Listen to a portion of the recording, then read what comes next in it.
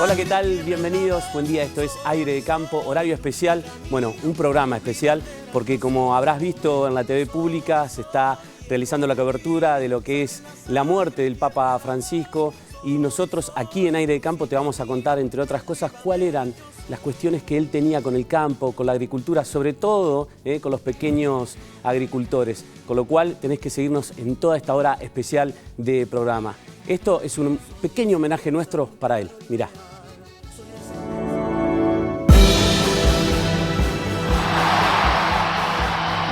Fratelli e sorelle, buonasera. I miei fratelli cardinali sono andati a prenderlo quasi alla fine del mondo. Sueñen, muévanse, arriesguen, miren la vida con una sonrisa nueva, vayan adelante, no tengan miedo. La iglesia no tiene puertas para que todos puedan entrar, todos. Vuelen alto y sueñan grande. Y recen por mí, a favor.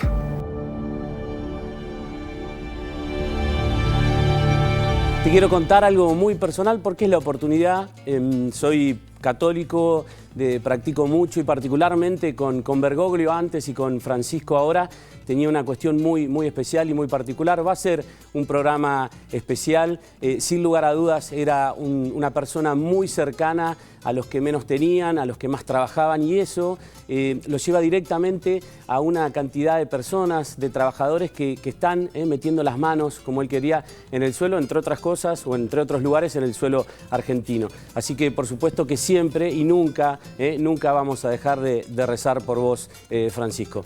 Dani Aprile, buen día, semana especial. Semana, día especial, día especial, bienvenido en principio. Muchísimas gracias. Y por otra parte, bueno, tenemos un día muy dolidos nosotros como católicos, por supuesto, pero también siguiendo muy de cerca lo que pasa allí en Roma, fundamentalmente porque además está la delegación argentina con Javier Milei a la cabeza, dando la despedida a Francisco. Así que yo diría que todo el fin de semana y los próximos días y semanas también van a ser muy particulares respecto del Papa, porque claro, se cierra una etapa para el catolicismo con la muerte del Papa Francisco, pero empieza otra dentro de muy poquito tiempo con la designación, seguramente en algunas semanas, de un nuevo Papa. Así que totalmente conmovidos por toda esta cuestión católica que nos va a tener a los argentinos y a todo el mundo poniendo los ojos siempre en Roma, por lo menos por las próximas 2 o 3 semanas. Y ahí estaremos nosotros. Seguro. Y por supuesto una gran cobertura de la TV pública, como venís viendo, y seguro durante todo el fin de semana también. Buen día, señor Meazza, ¿cómo le va? Muy bien, un gusto estar acá con ustedes. Programa y semana especial también, ¿no?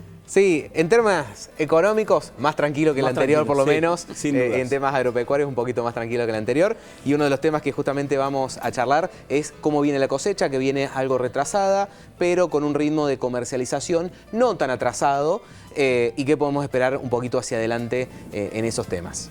Perfecto. ¿Qué otro tema vamos a tocar, Mira, Dani? el tema, ya que está hablando David de las cuestiones económicas, empiezan a verse ahora de alguna manera estos impactos de las medidas del gobierno y sobre la marcha. Ahora uno empieza a ver, bueno, ¿qué va a pasar con la liquidación de divisas? ¿Qué va a pasar con las exportaciones en general? ¿Y cuál es ese comportamiento que empiezan a tener las importaciones y las exportaciones? En un ratito vamos a hablar, por ejemplo, de lo que está pasando con el mercado de los cerdos, donde tenés un movimiento fuerte de las importaciones, que lo hemos charlado en los últimos programas, pero también empiezan a pasar cosas en el mercado interno. Por un lado, en lo que es el comportamiento de los consumidores, porque hay cosas que empiezan a estar más atractivas en cuanto a precio, otras no tanto. Ahí tenés alguna cuestión de comportamiento del consumidor. Por ejemplo, con el crecimiento del consumo de los chacinados. Vamos a contarles en un ratito por qué termina pasando esta situación. Y después ya desde el punto de vista de los industriales, en el caso de los frigoríficos, por ejemplo, también ver este comportamiento que van teniendo todas las empresas que quieren exportar pero a veces no les termina resultando conveniente el tipo de cambio. Es muy interesante empezar a ver este esquema de flotación del que hablaron incluso el viernes último en Rosario, parte del equipo económico con la gente de la Bolsa de Comercio de Rosario que hizo el remate del primer lote de soja. Así que también vamos a transitar ese camino de la parte más bien agrícola por lo que implica el remate del primer lote de soja, pero también por lo que es el tema económico, porque bueno, se movió todo el equipo económico para hablar con la dirigencia rural y eso no es menor. Sin lugar a dudas, y esto de la flotación, bueno, es novedoso, lo vamos a charlar también y ver cómo reacciona el productor agropecuario con este tema. ¿De qué otra cosa vamos a charlar? Y ahí vamos a ir David? al productor agropecuario con las estrategias al grano, ¿no?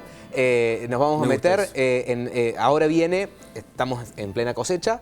Entonces el productor se enfrenta ante la decisión, vendo, no vendo, cuándo vendo, alguna estrategia con futuros, empieza la precampaña de los insumos de la gruesa, cuándo compro, qué adelanto, cómo lo financio, así que vamos a tratar de sacar la bola de cristal y dar algunas recomendaciones en ese sentido. No habrá traído nada raro, porque yo me fui, les cuento, me ausenté por 2 programas, después les contaremos el próximo sábado porque estuvimos en las Islas Malvinas, así que hay ahí una cápsula muy interesante para desarrollar, pero también tiene su riesgo, que dejar al gran equipo que tenemos solo, sobre todo el señor Miazo, porque a usted lo vi realmente superador a lo que hace siempre el señor Aprile, pero a usted le tengo un poquito de miedo. Cuando me hice la bola de cristal, espero que no haya traído nada para sacar de ningún lado. ¿Estamos de acuerdo? No, vamos a tratar de tirar lo menor cantidad de humo posible.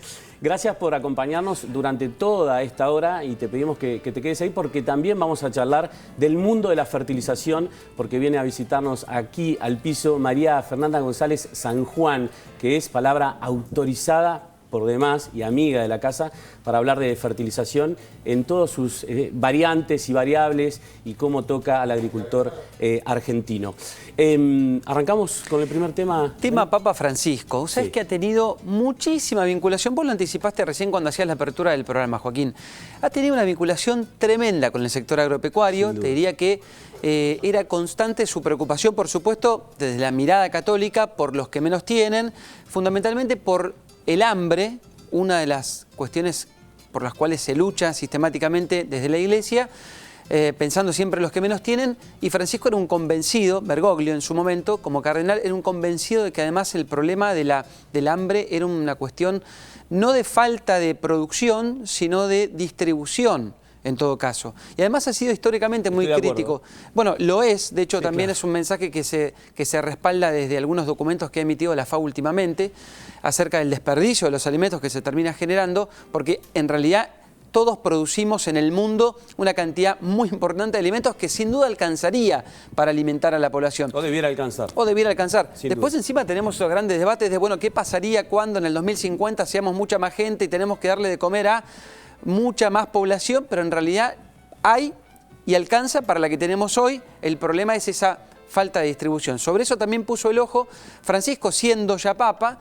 Él elaboró 2 encíclicas, después vamos a hacer un poco más de zoom sobre esos temas, pero me quiero quedar primero, por una cuestión, te diría, de orden cronológico, por lo que ha pasado en la Argentina con un conflicto que fue clave para la historia reciente, que es el de la 125. Nos vamos al 2008, insisto, Bergoglio cardenal, y en aquel momento, en pleno momento en el que la Argentina estaba pasando su mayor pico de tensión entre lo que era el ámbito productivo y lo político, ahí se veía realmente cuál era la imagen que tenía el kirchnerismo de Bergoglio. No lo querían. Mira, escuchalo a Yambías que decía que nos manda de ese momento, el 2008. Que integraba la mesa de enlace en aquel momento. Por supuesto, integraba la mesa de enlace y Francisco, en ese momento Bergoglio, perdón, va a una reunión casi sin invitación. Exactamente. Mirá lo que cuenta Yambías sobre eso. A ver. Tuvimos un encuentro cuando era arzobispo de Buenos Aires, allá en el año 2008. Y más allá del tema retenciones, más allá del tema Estado de Derecho, más allá de los problemas del campo, lo que hablamos fue del conflicto. Él estaba muy preocupado por cómo se iba a resolver ese conflicto. Nos pidió que tratáramos de evitar todo tipo de resentimientos para que eso no se prorrogara y lamentablemente bueno, las cosas no ocurrieron de esa manera, pues permanentemente siguió un ataque bastante fuerte hacia el campo.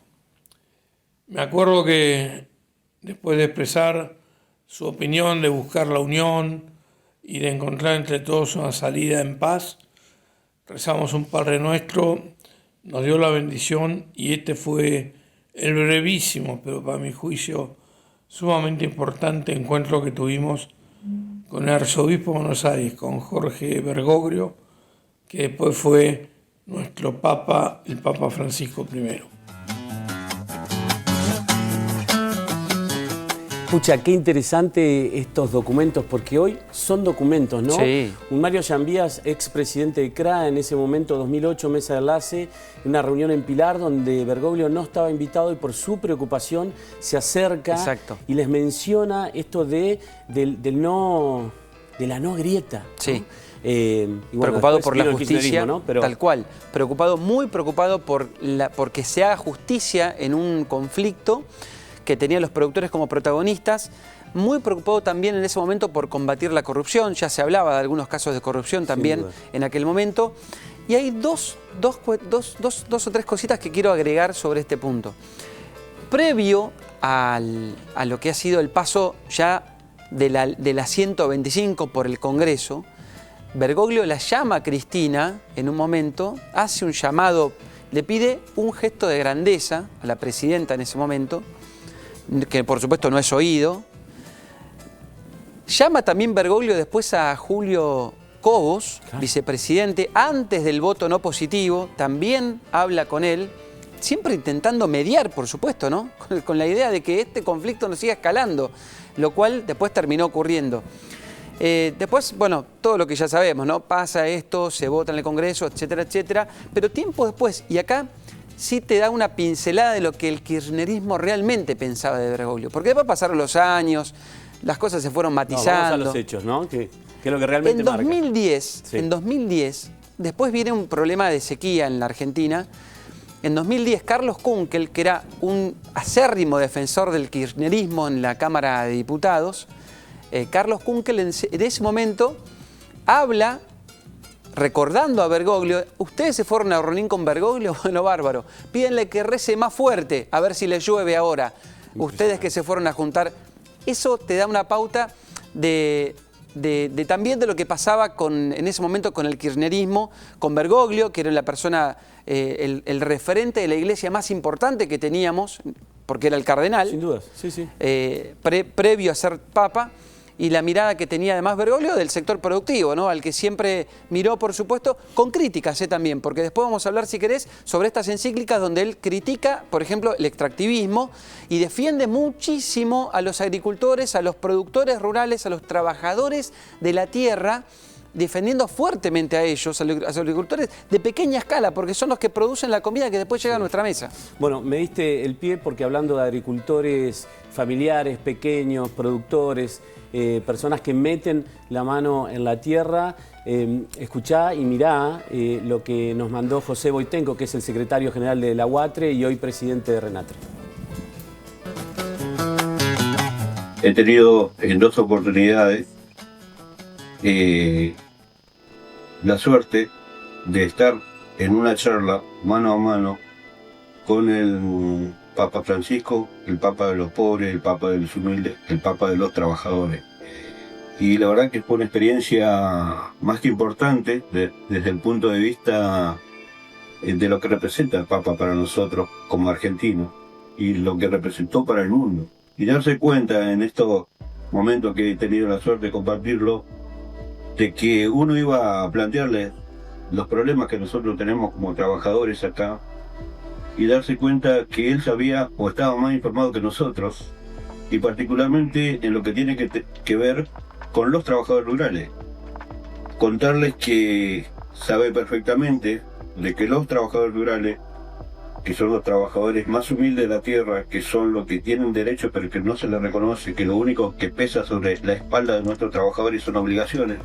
Lo que destaco de esto es, digamos, la ubicación y el sentido de pertenencia que el Papa nos marcó en este trabajo que nosotros venimos realizando y en cierta medida nos instaba a seguir en esta lucha, a seguir trabajando, porque no solo, como él lo decía, hay mucho para hacer y lo tenemos que hacer entre todos. Y podemos compartir esta carta que el Papa nos envió, donde nos invita a que seamos poetas de la tierra y que sigamos trabajando por una Argentina mejor, inclusiva para todos los argentinos, digamos, y que de una vez por todas la pelea por el bien común o la lucha por el bien común sea una realidad y no una expresión de deseo. El enorme esfuerzo que hace José Boitenco, secretario general de la UATRE y presidente de RENATRE, para contener la emoción. También un documento ahí, porque José, Dani, es, entiendo yo, la última persona referente del campo argentino que se reúne con él. Entiendo que por un plan de hambre cero, tema que le interesaba por demás al Papa Francisco. Sí, y tuvo algunos contactos también con Inagro, que es la entidad que representa a los cooperativistas, porque también Francisco era un férreo defensor de ese movimiento como fuerza productiva en general. De hecho, estas cuestiones son las que él menciona, por ejemplo, en 2015 con la encíclica papal Laudato Si, donde hace una defensa muy fuerte de la ecología, de la tierra. Él era un defensor a ultranza de prestar mucha atención en la forma en la que se produce en el mundo. Te decía recién, muy crítico del modelo extractivista per se. Por eso ponía el ojo sobre todo en las cuestiones económicas. Él decía que la casa, bueno, nuestra casa es la tierra, hay que cuidarla, por supuesto. La casa común. La casa común, exactamente. Y cuidarla tiene mucho que ver con la forma en la que producimos, porque después sí terminamos o contaminando, digamos, no tomando mejores prácticas o haciendo las cosas mal, después terminamos generando consecuencias. Y trabajar la tierra no solamente desde el punto de vista económico, es decir, no produzcamos simplemente por tener un rédito económico, produzcamos para generar también, con cierta conciencia social, alimentos para quienes no lo tienen, para generar que esos alimentos le puedan llegar a las personas a las que les hacen falta, digamos, con una mirada y una concepción obviamente mucho más abierta que la puede tener un modelo capitalista, ¿no? Y 8 años más tarde, en 2023, con Laudato Deum, que es el segundo paso que da el Papa sobre esta cuestión, también reforzando los mismos conceptos, pero recordando fuertemente la importancia que tiene el cuidado de la tierra y del planeta, porque en definitiva, más allá de nuestra casa, es el lugar donde están todos los recursos no renovables. Un férreo defensor del cuidado del suelo, de la tierra, porque son las herramientas y los recursos básicos para producir lo que necesitamos, que es alimentos. Fundamental. Bueno, gracias, Dani, muy completo. Entre otras cosas, el Papa Francisco hablaba siempre de esta casa común, ¿no? De este planeta Tierra de esa manera. Tenemos la suerte de tenerla a María Fernanda González San Juan hoy para hablar de fertilización, porque tiene que ver con ese tema también. Es un programa especial, como te lo dije al principio del mismo, y ahora es el momento de escucharlo a él.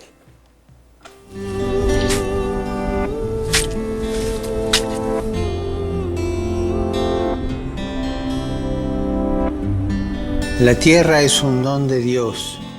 No es justo utilizarla para favorecer solo a unos pocos, despojando a la mayoría de sus derechos y beneficios. Me gustaría que lo consideres y unas tu voz a la mía en esta intención. Que los pequeños agricultores reciban una remuneración justa por su precioso trabajo. Siempre, siempre, siempre interesante escucharlo, y tengamos en cuenta que nunca se va a perder la oportunidad de volverlo a escuchar y leerlo y pensar lo que nos ha dejado el primer Papa latinoamericano. Estimado, ¿cómo va? ¿Algo para decir del Papa Francisco? No, bueno, siempre nosotros lo traemos a nuestra realidad por ser argentino, ¿no? Lo traemos al Papa argentino porque tenemos todo esto de la hinchada futbolera, ¿no? Que vemos todo así. Él también muy futbolero. Él también muy futbolero, pero bueno, claramente un gran representante en el mundo. Recordemos también el peso que tuvo la Iglesia durante tantos siglos, donde la palabra y las definiciones que daban tenían mucho peso. Y bueno, también un poco la labor de tratar de pasar un poco esas palabras, de tratar de llegarle al público con esas palabras, es importante. Bueno, no lo voy a hacer esforzar más, que no fuerce la máquina, porque lo suyo es mucho la economía. Así que, ¿qué vamos a ver hoy? Lo mío son los números. Son los números. No, y hoy vamos a hablar un poquito de cómo viene la cosecha. Sí. Cómo viene la cosecha, que en el caso de soja viene bastante retrasada. Viene retrasada principalmente por cuestiones climáticas. Ahí la estamos viendo. Un poco las lluvias de el último mes, Sí. que vinieron bien para recargar los perfiles, pero que atrasaron la cosecha de soja. ¿Por qué la retrasan? ¿Por qué se retrasa la cosecha de soja ante la lluvia? Por dos razones.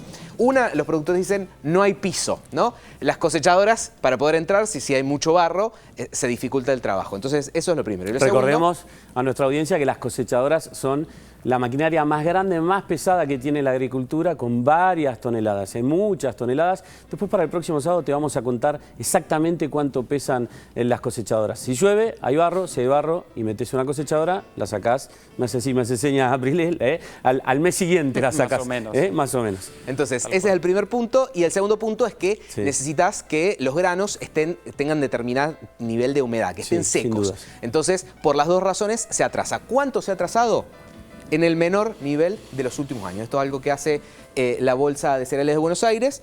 Acá donde vemos esta línea más clarita es el promedio de cómo viene mes a mes el nivel de cosecha, de qué porcentaje de la soja se ha cosechado, y venimos con el 4,9%, el menor nivel histórico de los últimos años. Por eso es que decimos la cosecha viene retrasada, y ese retraso de la cosecha también se verifica cuando vemos los niveles de comercialización, la liquidación de divisas, que por ahí al gobierno lo tiene un poquito más apurado. No es tan así lo que vemos en soja para el caso de maíz, que en este caso viene por encima de los promedios históricos. ¿El maíz? El maíz. Mirá. Y justamente por las condiciones previas a las últimas lluvias, porque empezó antes la cosecha de maíz y ves, estamos muy por encima del promedio. En el caso de maíz, con el 28%. Ahora, Me encanta maíz, el campo argentino porque tiene estas cosas, ¿no? En soja está súper atrasada, en maíz está muy adelantada, y esto siempre pasa en nuestro país. No te asustes del otro lado, pero es así, ¿eh? Sí, porque también hay muchas zonas geográficas. Por ejemplo, este maíz vino mucho de zona núcleo, que con la seca y los calores del verano, en parte se pudo empezar a recolectar antes, y después ves que se empieza a estabilizar, y lo que va hacia julio, agosto, son lo que se llaman las zonas de maíz tardío, un poquito más alejados de los puertos, que entran en la segunda mitad, apenas pasando la mitad del año. No se cuentan los porotos antes de ganarlos, pero claramente esta cosecha de maíz, después del susto enorme respecto al achaparramiento de la campaña pasada, va a ser una muy buena campaña. ¿Podría ser mejor? Sí, por supuesto que puede ser mejor. Sí, pero después del susto de la chicharrita, como bien decís. Esto es un gol de media cancha. Exactamente. Sí. Entonces, esto es cómo viene la recolección de los granos desde los campos. El segundo paso es cómo viene la comercialización. ¿Los productores vienen vendiendo o no vienen vendiendo esa producción? Y lo que vemos es que estas últimas semanas empezamos a recuperar el promedio que teníamos previo a esa semana posterior y anterior a la salida del cepo, que claramente generó mucho ruido comercial, y ahora estamos volviendo a esos promedios. Vamos a hablar de ese ruido comercial, ¿no? Sí, después vamos a hablar Ok. que Daniel tiene algún tema de la salida del cepo. Sí. Entonces, los niveles de comercialización, ¿qué parte de los productos que están vendiendo volvió a los promedios? Y también, ese es el segundo punto, ¿no? Cuando cosecho, cuando vendo, cuando mando al puerto.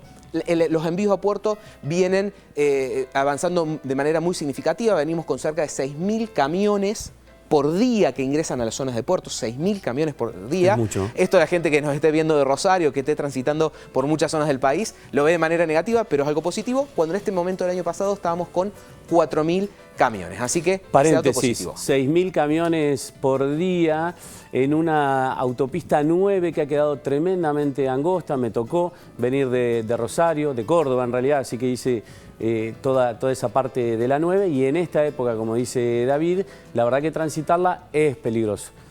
Algunos camioneros y transportistas no hacen todo lo correcto también, pero el eje del problema es las pocas rutas que tenemos y en buen estado en Argentina.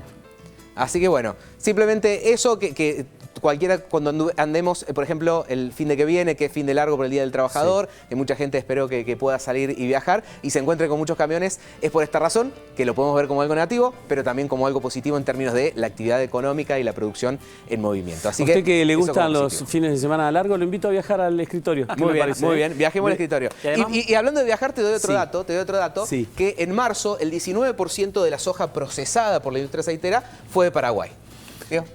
Usted estaba cabeceando porque le interesaba mencionar. El tema del maíz que además tiene un precio excepcional medido en dólares como no lo tuvo en los últimos años, con lo cual eso también motivó la decisión de comercializar por parte de los productores. Digamos. Exactamente. Claramente. Cuando saquemos la bola dentro de un rato, vamos a hablar del tema. Qué susto. Bueno, te cuento que el Congreso Internacional de Maíz se va a Rosario, Santa Fe, 27 y 28 de agosto. Más de 100 oradores nacionales e internacionales. Mucha información, innovación, para que vos tomes las mejores decisiones, las herramientas que necesitas. Ahí tenés que estar. Nos vemos en Rosario para que vos puedas tomar las mejores decisiones de la próxima campaña.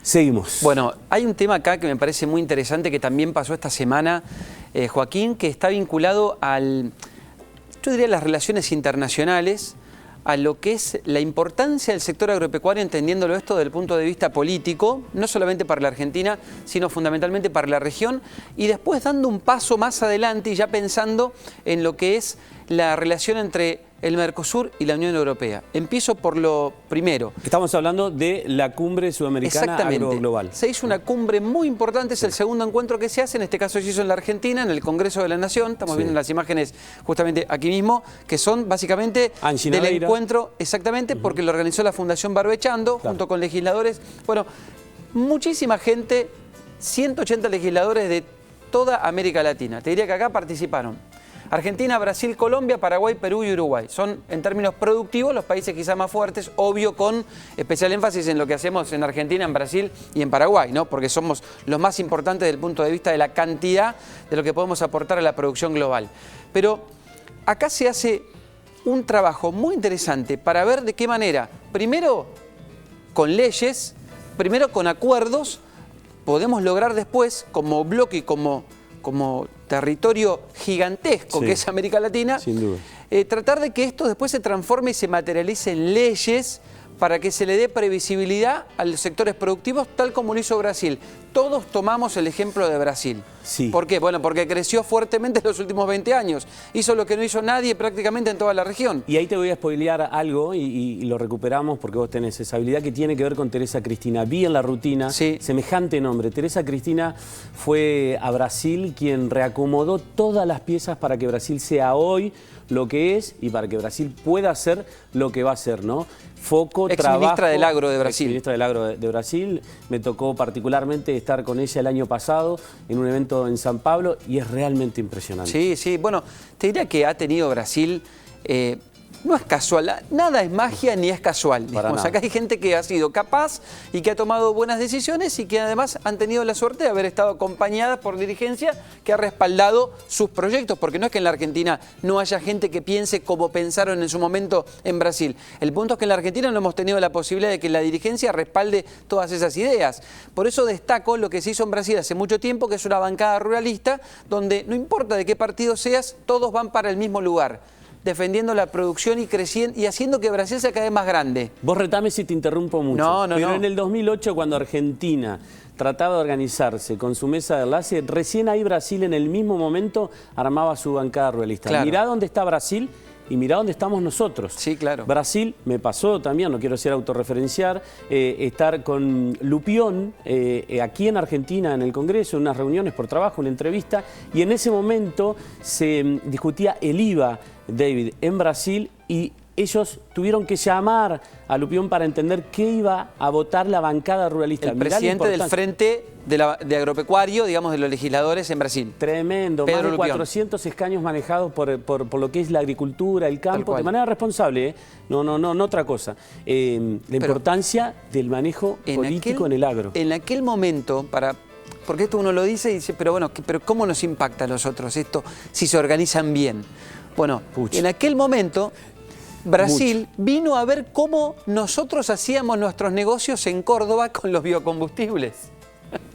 Y Brasil en esos 20 se años, ríe. claro, porque tiene muy en claro lo que Muy pasa en en claro. Córdoba, obviamente, y seguramente va a poder agregar algo. Sin duda. Pero vinieron a ver cómo era que se hacía el negocio y nosotros todavía estamos dando el primer paso para lo que son biocombustibles y Brasil ya nos sacó 300 caballos por delante. En estos últimos 20 años, la producción Cordobés, de Brasil... Miazo, por supuesto. No, sí, igual no iba a hacer Aparte referencia a Córdoba, economista pero y gente de la campo. producción de Brasil se despegó 60% respecto a la Argentina. Claro. Repetilo.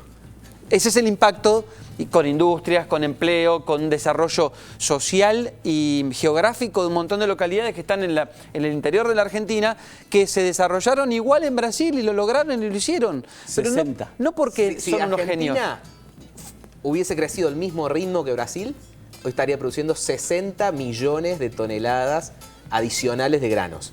Recién hablamos de camiones. Y si algunas provincias hubieran crecido al ritmo de Córdoba, Argentina podría achicar esa brecha que tiene Achicar con esa Brasil, brecha. ¿no? Y- Y en Córdoba, mirá cómo se linkean las cosas, en Córdoba, uniendo esas ciudades de 6.000 habitantes, 8.000 habitantes, 15.000 habitantes, hay autopistas mejores, más grandes, más modernas y más seguras que la autopista 9. Sí, tal cual, exacto. Tiene otro tipo de desarrollo en la provincia de Córdoba, eso es innegable. Picadita esta charla. Ahora, Perdón, pero mirá, los extrañé un poco. No, pero me encanta. Ahora, ¿por qué insisto con este punto? Porque si no parece que todo lo que contamos está muy lejano, y no lo es. Para nada. Cuando nosotros hablamos de esta organización del ámbito legislativo y por ende político, que termina impactando fuertemente en la sociedad y en la economía, te voy a dar otro ejemplo de algo que se puede hacer a partir de ahora. Porque el desafío de todo esto, insisto, es llevarlo a la práctica, poner leyes, que la gente trabaje, que los legisladores trabajen y vos lo veas después reflejado.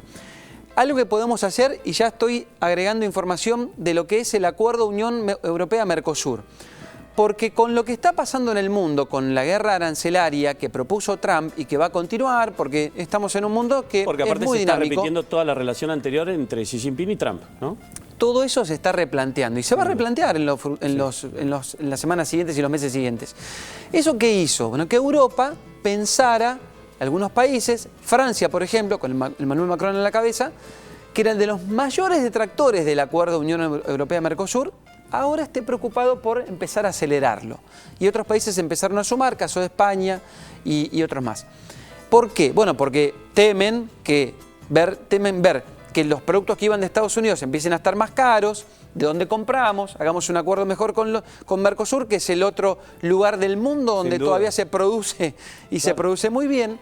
Entonces, porque además está más que claro que el girasol que se produce, como decía un legislador en el encuentro de la semana, que un girasol que se produce en la Toscana, en Italia, tiene claramente mucho más agroquímico quizá que el que se produce en la Argentina. Nosotros además podemos demostrarlo. Pero bueno, vamos a hablar de eso más también allá con de María eso, Fernanda, ¿eh? Bueno, perfecto. El punto ¿cuál es acá? Tenemos que empezar a trabajar y tenemos que hacerlo rápido, porque Europa en nada va a empezar a tratar este tema y con cualquier país que lo trate, el Acuerdo de Unión Europea-Mercosur, cualquier país que lo trate en su Parlamento pone activo el acuerdo. O sea, se empieza a implementar. Francia lo trata, Francia lo aprueba, Francia empieza a comercializar con nosotros en el marco del acuerdo. Y el primero que lo haga en nuestra región va a ser el que mayores beneficios saque. Por eso es muy importante que los legisladores tomen nota de esta situación. ¿Por qué? Porque si vos empezás a importar soja, por ejemplo, a la Unión Europea, lo vas a hacer con menores retenciones. Bueno, vamos a seguir hablando de ese tema, porque es un tema muy Lo interesante. mismo con otros cultivos. Y aparte nos atraviesa económicamente. Pero ni hablar. Mucho más que la agricultura. Me ve detrás de cámara María Fernanda, que ya le vamos a dar el pase y se ríe porque es muy divertida y sabe mucho, con lo cual la entrevista te tenés que quedar a verla. Ya venimos.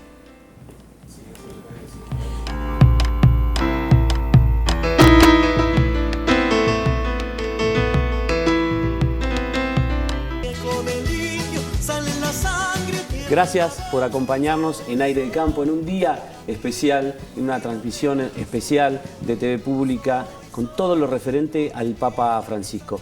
Vamos a charlar con una amiga de la casa, María Fernanda González San Juan, directora de Fertilizar. Gracias por venir. No, gracias a usted por invitarme. Te voy a incomodar un poquito porque quiero que me digas o que hablemos 30 segundos de lo que hablábamos recién fuera de cámara, ¿no? Esto de que me dice para nosotros la gallega, qué día especial me tocó, qué programa especial, cómo me impacta lo del Papa. Sí, la verdad es que me emociona porque soy una mujer de mucha fe, vengo de una familia de mucha fe, pero además hay personas que dentro de los que estamos y que comulgamos la comunión, la religión, hay personas más especiales que otras, y Francisco realmente lo era.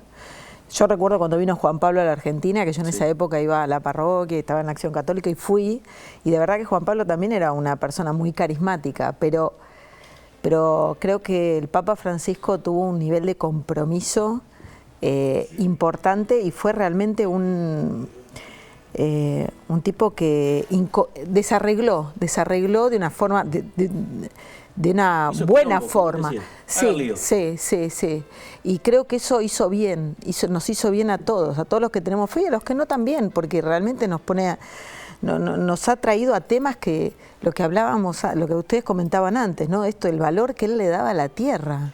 Porque la tierra nos permite cultivar, nos permite, quienes nos formamos en la agronomía, estamos todo el día pensando en el suelo, pero la tierra también es nuestro lugar. Claro. Es el origen, es el terruño. Y el de los que vienen también, ¿no? Y es una licencia que nos da la sociedad y nuestros hijos para usarla bien. Entonces tenemos esa tierra desde lo productivo, pero también tenemos esa tierra desde el vínculo, del afecto.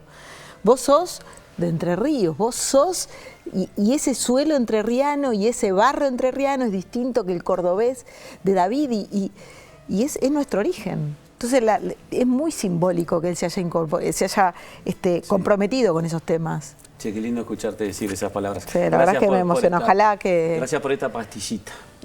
Ojalá que... No, que podamos nosotros transmitir y dejar en nuestros hijos y en quienes vienen esta importancia que Francisco le dio a algunos temas. Bueno, hay que no dejarlos morir, Sí. Evidentemente. Bueno, nos metemos en esto que también tiene que ver con una de las peleas de Francisco, que tiene que ver con el suelo, con cuidarlo, ¿no? Y una muy sencilla, que tiene que ver con la fertilización. El productor argentino, el agricultor, ¿fertiliza mucho, poquito o nada? O nada. Una margarita. A ver. No, la verdad es que claramente digamos, hay un gran abanico de productores, ¿no? Sí. En el uso de las tecnologías, y la fertilización es una tecnología y viene con un manual de uso y de buen uso, como viene el lavarropas y como viene cualquier otra tecnología, como viene una compu. Los automóviles. Los automóviles. Esto tiene, la tecnología de la fertilización es una tecnología que viene con una recomendación, ¿no? Que viene con un montón de cosas que hay que analizar en conjunto para poder aplicarla bien. Y la tecnología de la fertilización nos permite dos cosas. Una es producir más alimentos, darles calidad y también preservar el suelo. ¿Por qué? ¿Qué es lo que hace el agricultor cuando fertiliza? Bueno, cuando fertilizamos lo que hacemos es agregarle o darle a la planta en el momento que necesita, con la cantidad que necesita de minerales que requiere para poder producir material, para poder crecer, desarrollar, producir grano y darle calidad a los granos.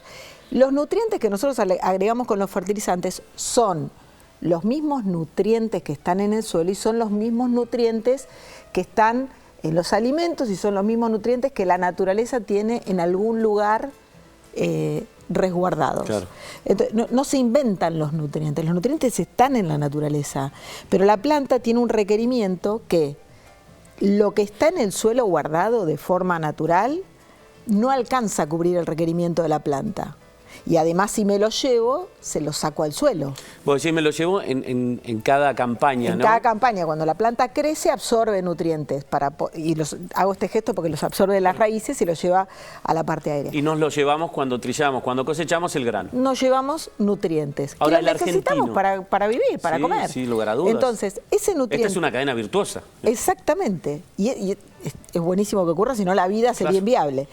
Ahora, esos nutrientes, si yo me los llevo y no pienso en qué pasó ahí abajo, lo que va a pasar es que el suelo va a dar los nutrientes que tenga, porque el suelo es muy generoso, nos va a dar lo que tenga y en algún momento nos va a decir, muchachos, no tengo más. Y ahí aparece la responsabilidad, la economía, el trabajo del agricultor argentino. Y vuelvo a la pregunta, ¿tiene para mejorar, tiene para crecer? Sí, a nivel promedio mundial, ¿cómo estamos? La verdad es que tenemos para crecer, hay productores que hacen las cosas muy bien y tienen en principio buenos diagnósticos de situación para poder fertilizar bien. Hay productores que ponen menos, hay productores que no están conociendo la tecnología y ahí hay un rol muy importante de la difusión, pero en verdad en el promedio fertilizamos menos de lo que deberíamos fertilizar.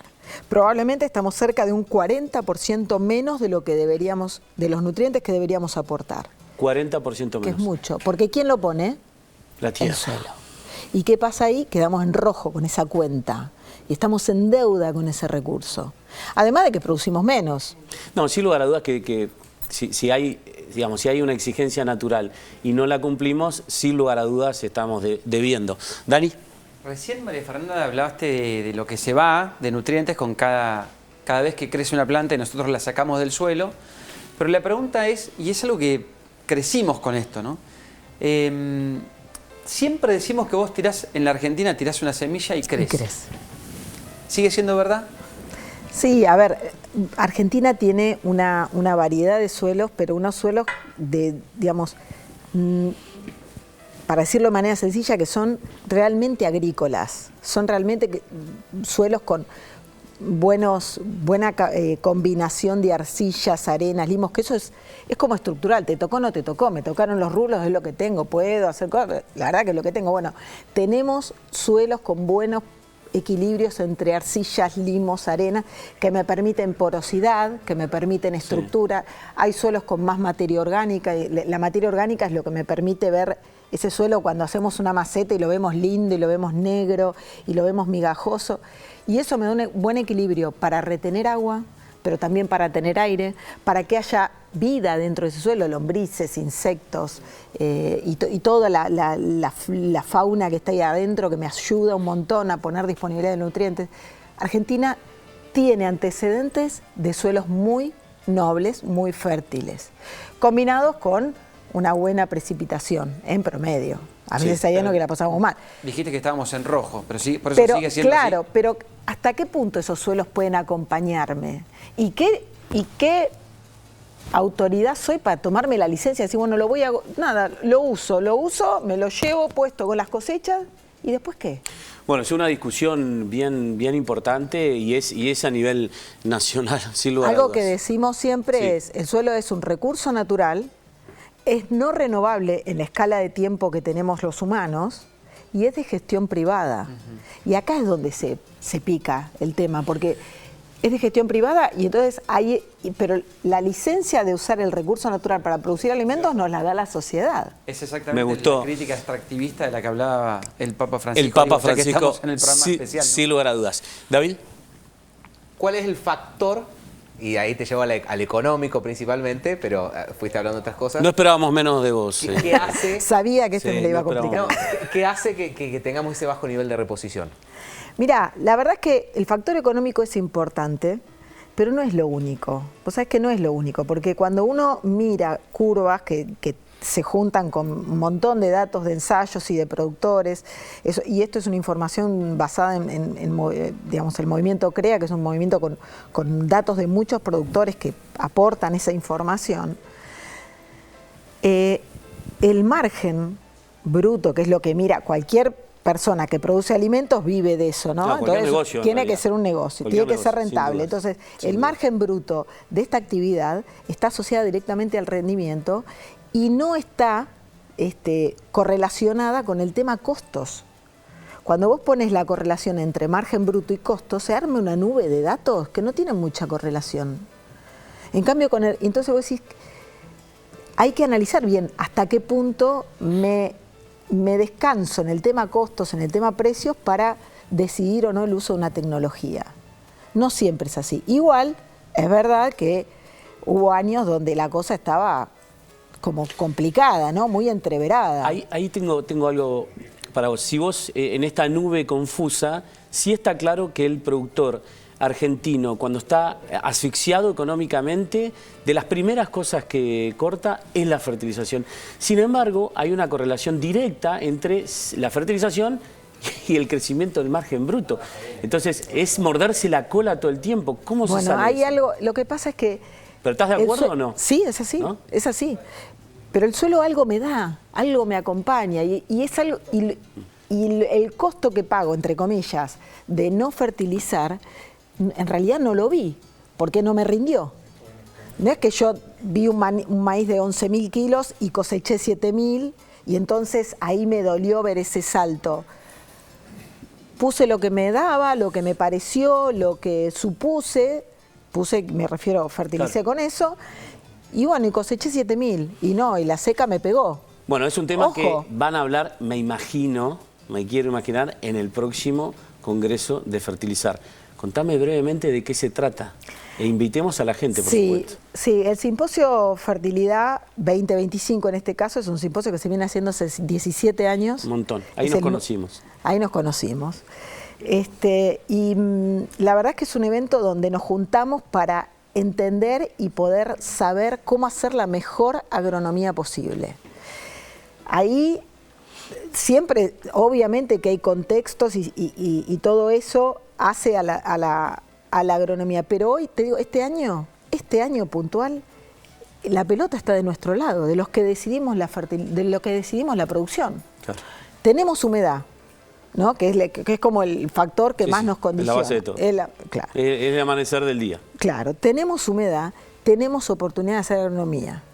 Y después hay otras cosas que se fueron enderezando. Los contextos están siempre a una condición mundial, alguna condición pero la verdad es que se fue como separando todo eso y ahora hay que hacer agronomía. Y en ese simposio nos juntamos para ver cómo hacemos para producir más y mejor. Fecha y lugar. 7 y 8 de mayo, miércoles y jueves, 7 y 8 de mayo, en el Metropolitano, en Rosario. Gracias por venir, me encantó verte. Gracias por la pastillita del Papa y por este conocimiento. La verdad que es un programa especial, es fuerte. Es muy fuerte. Es muy fuerte, sí.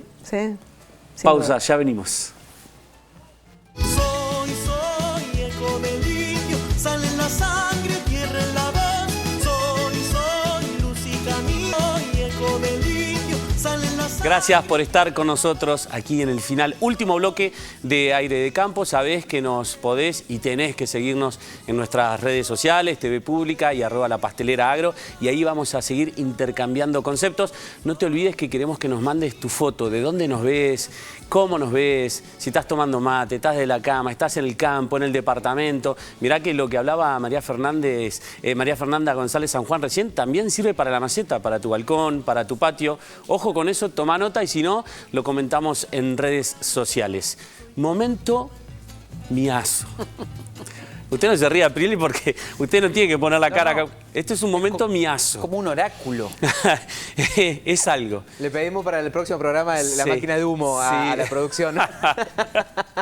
Activamos en cualquier momento el humo, no te preocupes. ¿Qué es esto? A ver, contame un poco. Bueno, trajimos un poquito la bola de cristal para analizar estrategias para los productores. Los productores están arrancando con la cosecha ya lo vimos recién, ya arrancó la cosecha de maíz y está arrancando la de soja y vienen las preguntas. No puedo parar de verlo reír a Aprile. Yo me voy a tomar un mate. Es que es el oráculo del agro.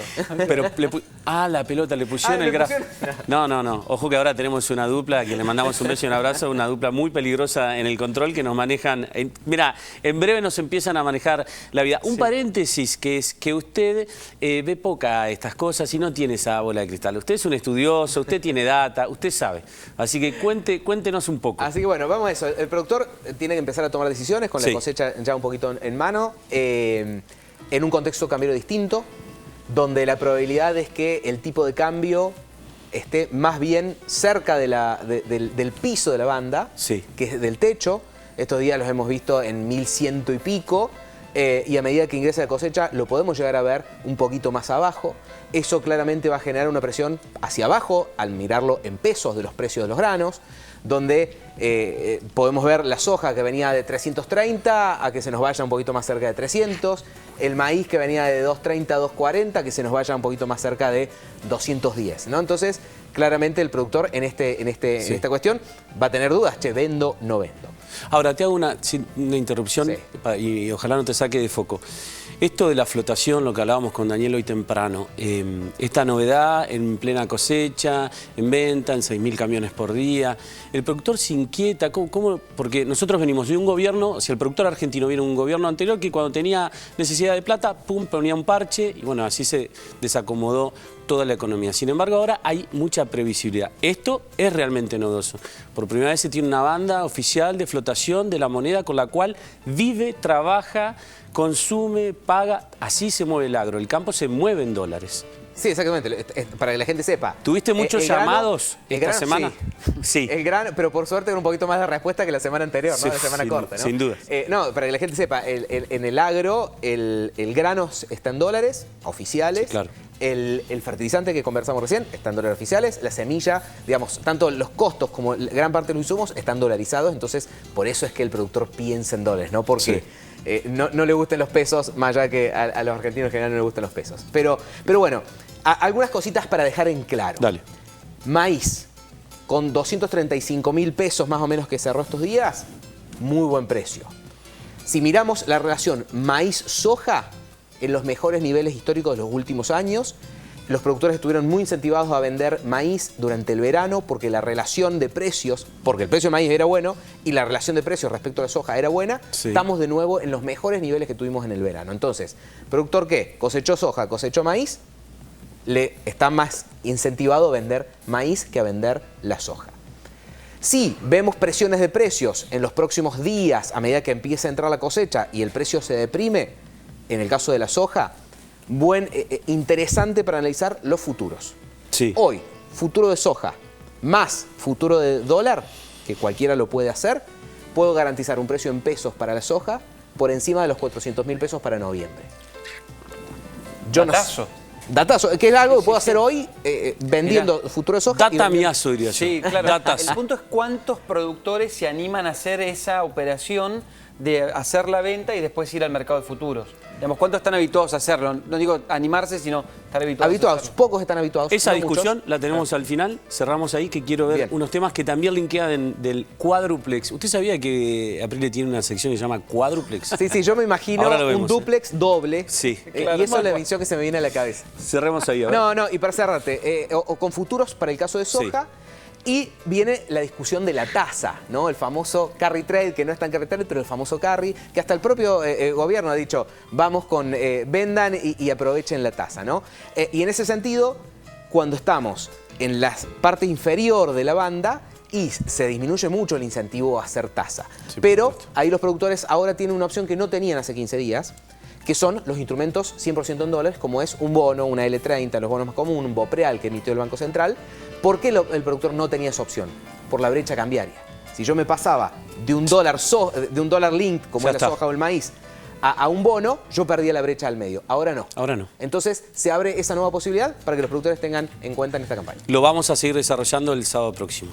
Y ahora vamos a el triple más uno. Sí, muy unido. Quiero hacer foco quizá más en lo que estaba mencionando David para que incluso lo podamos charlar acá entre todos, porque en realidad lo que pasó el viernes con el remate del lote de soja en la Bolsa de Comercio de Rosario, corremos un poquito el foco y no nos quedamos con el remate en sí mismo, sino con lo más importante del día, que fue en realidad el encuentro del equipo económico con la dirigencia rural, con el grupo de empresarios, todos vinculados a la exportación, que es lo que básicamente marca el pulso de lo que van a hacer los próximos días. Y ahí se habló mucho de lo que está mencionando David. El gobierno, y de lo que vos decías recién, previsibilidad, el gobierno lo que está tratando de hacer es de decirle a los productores, confíen, que esta vez sí. Está yendo a fondo en ese sentido. ¿Se acuerdan que antes cuando hablábamos del kirchnerismo decías el gobierno va por todo? Bueno, yo estoy convencido de que el gobierno de Javier Milei también va por todo. En la dirección exactamente opuesta, por suerte. Pero digamos, va por todo, va por decir, muchachos, confíen. Y nosotros en el momento que podamos sí vamos a dar la discusión sobre la disminución de retenciones o para bajarlas o para lo que fuere. Pero confíen, y en ese confíen está parte de lo que hablamos el programa pasado, que es necesitamos como gobierno que ustedes sí confíen verdaderamente, pero no de palabra y de abrazo, que confíen y que vendan los granos y que pongan lo que tienen que poner. Claro, por supuesto. Pero bueno, estos son números, ¿no? Y el productor ha demostrado históricamente que más allá de quien gobierne, las decisiones las toma en función de las necesidades que tiene, del bolsillo, de su familia, y etcétera, etcétera. Y no está mal. Y no está para nada mal. En esa, me parece que lo que viene es ese entendimiento, necesitamos que se dé ese entendimiento y que algunos sean más flexibles. Los productores, por un lado, digo, por el bien de la Argentina, ¿no? Pensando en ese futuro que todos queremos, donde todo sea más estable. Ya no pensemos, che, ¿cuándo está el dólar? ¿Cuánto vale? Que todo fluya mucho más. Ese entendimiento es el que necesitamos. Quizá que el productor afloje un poquito y tome más decisiones, y que el gobierno también termine de comprender que el productor nunca es un enemigo, que todo lo contrario, produce para que generar riqueza. Pimponíamos el último tema que te queda, a ver. Simplemente. Sí.